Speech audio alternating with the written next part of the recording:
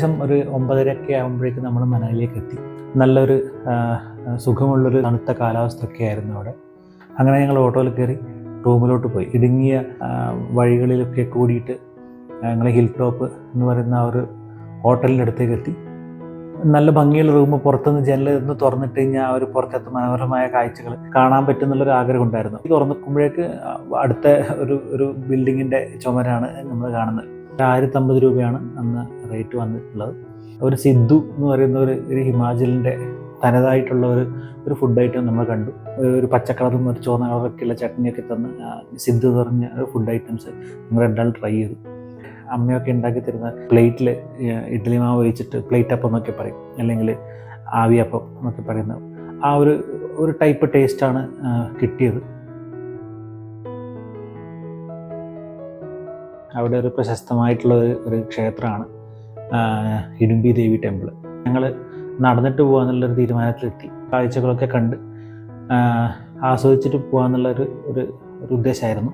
പക്ഷേ നടന്നു തുടങ്ങിയപ്പോഴേക്ക് ഏതാണ്ട് ഒരു 40 മിനിറ്റോളം ഞങ്ങൾ നടന്നു. 2-2.5 കിലോമീറ്റർ നടക്കേണ്ടി വന്നു. വലിയ നീളത്തിലും വലിയ വണ്ണത്തിലൊക്കെയുള്ള ദേവദാരു വൃക്ഷങ്ങളൊക്കെയുള്ള നിറഞ്ഞു നിൽക്കുന്ന നല്ല കൽപ്പടവുകൾ. ആ കൽപ്പടവൊക്കെ കയറിയിട്ട് വളരെ സാവധാനത്തിൽ ഹിഡുംബി ദേവി ക്ഷേത്രം ലക്ഷ്യമാക്കിക്കൊണ്ട് നടന്നു.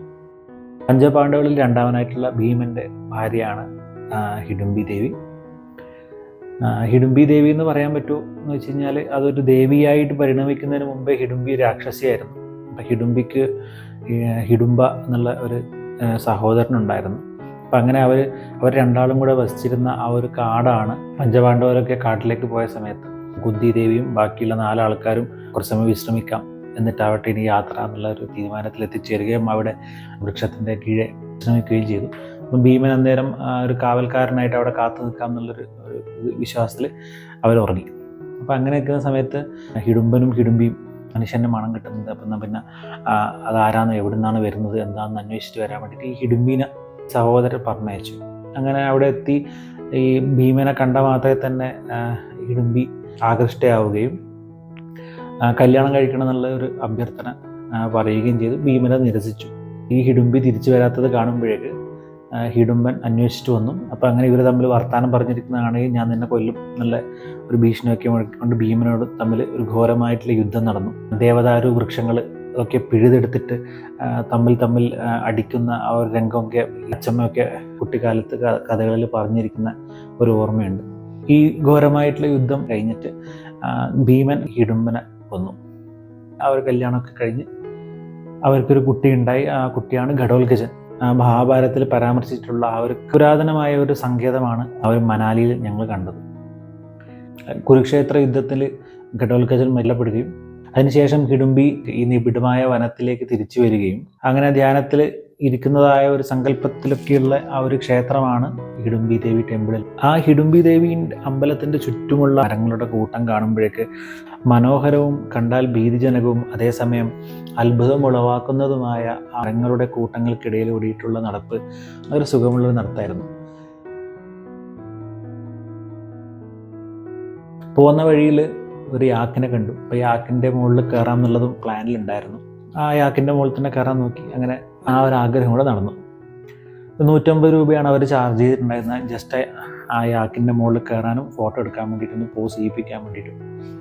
പിന്നെ അതൊരു ഭംഗിയുള്ള ഏർപ്പാടായിരുന്നു. ഏതാണ്ട് 5 മണിയൊക്കെ ആയതുകൊണ്ട് അത്യാവശ്യം നല്ല തണുപ്പും, അതുകൊണ്ട് ആ മല കയറുന്നൊന്നും അത്ര വലിയ ബുദ്ധിമുട്ടായിട്ട് തോന്നിയിട്ടില്ല. രസമെന്ന് വെച്ച് കഴിഞ്ഞാൽ ക്ഷേത്ര ദർശനമൊക്കെ കഴിഞ്ഞ് തിരിച്ച് പോകുന്ന വഴി ഒരു ഗ്രൗണ്ടിൽ ഇഷ്ടം പോലെ യാക്കുകൾ 50 രൂപയ്ക്ക് കയറി ഫോട്ടോ എടുക്കാം. ഇതേപോലെ തന്നെയുള്ള യാക്കുകൾ 50 രൂപ മാത്രമേ ഉള്ളൂ, കയറി ഫോട്ടോ എടുക്കുന്നൊക്കെ ചോദിച്ച് കുറേ ആൾക്കാർ സമീപിച്ചു. അന്നേരം മനസ്സിലായി അവിടെ 150 രൂപ കൊടുത്തിട്ട് ചെയ്യേണ്ട കാര്യം ഉണ്ടായിരുന്നല്ലോ, ഇവിടെ തന്നെ ചെയ്താൽ മതി എന്നുള്ളത്. ഈ ആക്കിനെ കാണുന്ന സമയത്ത് നമ്മൾ രോമങ്ങൾ നിറഞ്ഞിരിക്കുന്ന ഒരു പ്രത്യേക രീതിയിൽ കൊമ്പും തലയൊക്കെ ഉള്ളൊരു നല്ല ഭംഗിയുള്ളൊരു ഒരു ജീവി. മനാലിയിൽ തന്നെ ഇഷ്ടംപോലെ ഈ ആക്കൊക്കെ ഉണ്ടോ എന്ന് ചോദിക്കുമ്പോഴേക്കില്ല. ഈ മനാലി ആക്കൊന്നുമില്ല. ഇത് ഈ ഹിമാചലിൻ്റെ വേറെ കുറേ പ്രദേശങ്ങൾ, അതായത് സ്പിറ്റി വാലി, കിണാനൂർ, ചമ്പ തുടങ്ങിയ സ്ഥലങ്ങളിലൊക്കെയാണ് ഈ ആക്ക് കൂടുതലായിട്ട് കണ്ടുവരുന്നത്. അവർ കൂടുതൽ ഈ ആക്കിനെയൊക്കെ ഇങ്ങോട്ട് കൊണ്ടുവന്ന് ഇവിടുന്ന് ഇങ്ങനത്തെ ഫോട്ടോസും ഇങ്ങനെയൊക്കെ എടുക്കാൻ വേണ്ടിയിട്ടുള്ള ജനങ്ങൾക്ക് കൂടുതൽ സൗകര്യപ്രദമായിട്ടുള്ള ഒരു രീതിയിൽ ഈ മനാലി എന്നുള്ള പ്രദേശത്തേക്ക് ഈ ആക്കിനെ കൂടുതൽ കൊണ്ടുവന്നിട്ടുള്ളത്. അതുപോലെ തന്നെ ഞങ്ങൾ 1-2 ആക്കിനെ കണ്ടിട്ടുണ്ട്. ഈ പറഞ്ഞ അടൽ ടണൽ ക്രോസ് ചെയ്തിട്ട് ആ സിസു എന്നുള്ള ഗ്രാമത്തിലൊക്കെ പോകുന്ന വഴിയിൽ ഒന്ന് രണ്ട് യാക്കിനൊക്കെ കണ്ടിട്ടുണ്ട് ഇങ്ങനെ മേഞ്ഞ് നടക്കുന്നത്. ജസ്റ്റ് ഒന്ന് അവിടെ പോവുക, അവിടെ പോയിട്ട് അവിടുത്തെ കാര്യങ്ങളൊക്കെ എന്താണെന്ന് മനസ്സിലാക്കിയിട്ട് ഇങ്ങനെയുള്ള കാര്യങ്ങൾ ഏർപ്പെട്ട് കഴിഞ്ഞാൽ കുറച്ചൊക്കെ ബഡ്ജറ്റ് ഫ്രണ്ട്ലി ആക്കാൻ പറ്റുന്നേ ഉള്ളൂ യാത്രകൾ.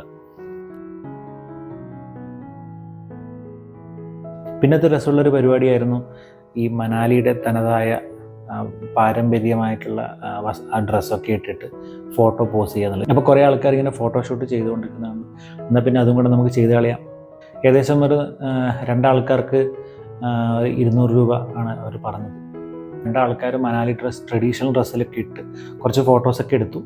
നല്ലൊരു ഇൻട്രസ്റ്റിംഗ് ആയിട്ടുള്ളൊരു പരിപാടിയായിരുന്നു ആ ഫോട്ടോഷൂട്ട്. അപ്പം മനാലിയിൽ പോകുന്ന ആൾക്കാർ അത് മിസ് ചെയ്യാണ്ട് നോക്കേണ്ട ഒരു കാര്യമാണ്.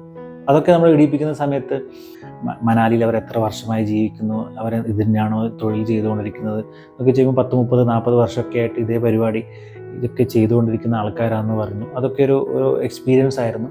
പിന്നെ കൂടാതെ വേറൊരു കാര്യം മനസ്സിലായതെന്ന് വെച്ച് കഴിഞ്ഞാൽ അവരെ ലാംഗ്വേജ്, അവർ അങ്ങോട്ടും ഇങ്ങോട്ടും തമ്മിൽ എത്രയാണ് പൈസ കിട്ടുന്നത്, അങ്ങനെയുള്ള കുറേ കാര്യങ്ങളൊക്കെ അവർ ഡിസ്കഷൻ ചെയ്യുന്നുണ്ടായിരുന്നു. പക്ഷെ അത് ഹിന്ദിയോ അല്ലെങ്കിൽ അങ്ങനെയുള്ളൊരു ലാംഗ്വേജ് ആയിട്ട് സാമ്യം തോന്നിയിട്ടില്ല. അപ്പം അങ്ങനെ ഞാൻ ചോദിച്ചു, ഇത് ഏത് ലാംഗ്വേജിലാണ് നിങ്ങൾ സംസാരിക്കുന്നത്? അപ്പോൾ പറഞ്ഞു ഒരു പഹാഡി എന്നുള്ളൊരു ലാംഗ്വേജാണ് അവർ പറഞ്ഞത്. വായ്മൊഴി മാത്രമായിട്ട് ഉപയോഗിക്കുന്ന ഒരു ഭാഷയാണ് പഹാഡി എന്ന് മനസ്സിലാക്കാൻ പറ്റി. അത് ഇവർ തന്നെ പറഞ്ഞു തന്ന കാര്യമാണ്. അവരുടെ ജീവിതശൈലിയും ജീവിത കാര്യങ്ങളൊക്കെ മനസ്സിലാക്കി അങ്ങനെ ഞങ്ങളെ ഫോട്ടോഷൂട്ടും കഴിഞ്ഞ് 150 മീറ്റർ നടന്നു കഴിഞ്ഞാൽ അവിടെ ഒരു വലിയൊരു ദേവദാരു വൃക്ഷമുണ്ട്. ഒരു പ്രത്യേകത കണ്ടത് പൂക്കളുടെ മാലകൾ കൊണ്ട് അലങ്കരിച്ചിരിക്കുന്നു. അതുകൂടാണ്ട് കുറേ ഈ ആക്കിൻ്റെയോ അല്ലെങ്കിൽ ഈ പോത്തിൻ്റെ ഒക്കെയുള്ള കൊമ്പുകളും അതിൻ്റെ തലയോടും ഇതൊക്കെയുള്ള ഒരു രൂപം നിറച്ചും ഈ മരത്തിൻ്റെ മുകളിൽ തറപ്പിച്ച് വെച്ചിട്ടുണ്ട്. പിന്നെ കുറേ ശൂലങ്ങൾ, വാളുകൾ, കുന്തങ്ങൾ, ഇങ്ങനെയുള്ള കുറേ ആയുധങ്ങളും തുരുമ്പ് പിടിച്ച് അങ്ങേ തലക്ക് എത്തിയിട്ടുള്ള കുറേ ആയുധങ്ങൾ ആ മരത്തിന് ചുറ്റും കാണാം. അതിന് ശേഷമാണ് ചെറിയൊരു ബോർഡ് കണ്ടു. അപ്പം അങ്ങനെയാണ് മനസ്സിലായത് അത് ഘടോൽക്കജൻ്റെ ഒരു സ്മരണക്കായിട്ടുള്ള ഒരു സ്ഥാനമാണ് അവിടെ കൽപ്പിച്ചിട്ടുള്ളത്, ആ ദേവദാരു വൃക്ഷത്തിൻ്റെ ചുവട്ടിൽ. ഹിഡുംബി ടെമ്പിളിൻ്റെ രൂപം എന്ന് പറയുന്നത്, അതായത് ഹിമാചലിൻ്റെ തനതായ ശൈലിയിൽ നിർമ്മിച്ചിട്ടുള്ള മരങ്ങളും ഈ മരത്തിൻ്റെ പലകൊക്കെ കൊണ്ട് ഉണ്ടാക്കിയിട്ടുള്ളൊരു മനോഹരമായിട്ടുള്ളൊരു ക്ഷേത്രമാണ് ഈ പറഞ്ഞ ഹിഡുംബി ദേവി ക്ഷേത്രം. പിന്നെ ആസ് യൂഷ്വൽ നമ്മൾ കുറേ ഫോട്ടോസും കാര്യങ്ങളൊക്കെ എടുത്തു. കുറച്ച് നല്ലൊരു സമയം അവിടെ ചിലവഴിച്ച് മനാലി ടൗണിലേക്ക് തിരിച്ചിറങ്ങി. അവിടെ വേറൊരു കാഴ്ചയായിരുന്നു. ഒരു പ്രാകൃത വേഷമായിട്ടുള്ള താടിയും മുടിയൊക്കെ ജടയൊക്കെ ഉള്ള ഒരു വലിയൊരു ആചാനവാഹമായിട്ടുള്ള മനുഷ്യൻ, വലിയ സൈസുള്ള ഒരു പെരുമ്പാമ്പിനൊക്കെ കഴുത്തിലിട്ടുകൊണ്ട് ഫോട്ടോസിന് പോസ് ചെയ്യാമെന്നൊക്കെ പറഞ്ഞിട്ട് പുള്ളിക്കാരൻ നിൽക്കുന്നുണ്ടായിരുന്നു.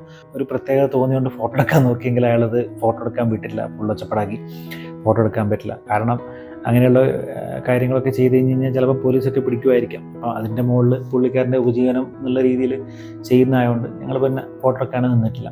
പക്ഷെ എന്നാലും അത് ഒരു പ്രത്യേക കാഴ്ചയായിരുന്നു പാമ്പിന്. അപ്പോൾ ഈ ക്ഷേത്രത്തിനെ പറ്റിയിട്ട് പറയുകയാണെങ്കിൽ 1553 നിർമ്മിച്ചതായി കണക്കാക്കപ്പെട്ടിട്ടുള്ള ഈ ഹിഡുംബി ദേവി ക്ഷേത്രം മഹാരാജ ബഹദൂർ സിംഗിൻ്റെ നേതൃത്വത്തിലാണ് നിർമ്മിക്കപ്പെട്ടിട്ടുള്ളത്. നേരത്തെ പറഞ്ഞ ആ ഒരു ഓതൻറ്റിക് ആയിട്ട് മനാലിയിൽ പണ്ട് മുതൽക്കേ 40-45 വർഷമായിട്ട് ഈ സിദ്ധു എന്ന് പറയുന്ന ആ ഒറ്റൊരു വിഭവം ഉണ്ടാക്കി വിൽപ്പന നടത്തുന്ന ഒരു ഭർത്താവും ഭാര്യയും, ഒരു വയസ്സായിട്ടുള്ള ഒരു ഭർത്താവും ഭാര്യയും അവരെ കാണാനിടയായി. അവരുടെ അടുത്ത് നിന്ന് കഴിച്ചിട്ടുള്ള ആ സിദ്ധുവും അതിൻ്റെ ഒരു എക്സ്പീരിയൻസ്, അതിൻ്റെ ടേസ്റ്റ് ഒക്കെ പറയുന്നത് വേറെ ലെവലായിരുന്നു. തൊട്ട് മുമ്പ് പറഞ്ഞ അവരുടെ നോർത്ത് ഇന്ത്യൻ കടയിൽ നിന്ന് കഴിച്ചിരിക്കുന്ന ആ സിദ്ധുവിൻ്റെ ടേസ്റ്റ് അല്ല, ടോട്ടലി ഡിഫറെൻ്റ് ആയിട്ടുള്ള അടിപൊളിയായിട്ടുള്ള ടേസ്റ്റും കാര്യങ്ങളൊക്കെ ആയിരുന്നു. അപ്പോൾ അവരോടൊക്കെ കൂടുതൽ സംസാരിച്ചു, അവരോടായിട്ടുള്ള വർത്തമാനവും ആ സിദ്ധുവിനെ പറ്റിയുള്ള കൂടുതൽ വിശേഷങ്ങളും കാര്യങ്ങളൊക്കെ അടുത്ത എപ്പിസോഡിൽ പറയും. മാൾ റോഡിലുള്ള രാത്രി കാഴ്ചകൾ, ഓതൻറ്റിക് ആയിട്ടുള്ള സിദ്ധു വിഭവത്തിൻ്റെ ആ വിശേഷങ്ങളും, നെക്സ്റ്റ് ഡേ പോകാൻ വേണ്ടി പ്ലാൻ ചെയ്തിരിക്കുന്ന അടൽ ടണൽ, സിസു, ഐസ് പോയിന്റ്, ഈ കാര്യങ്ങളൊക്കെ ഉൾക്കൊള്ളിച്ചിട്ടാണ് അടുത്ത എപ്പിസോഡ് വരുന്നത്. So stay tuned.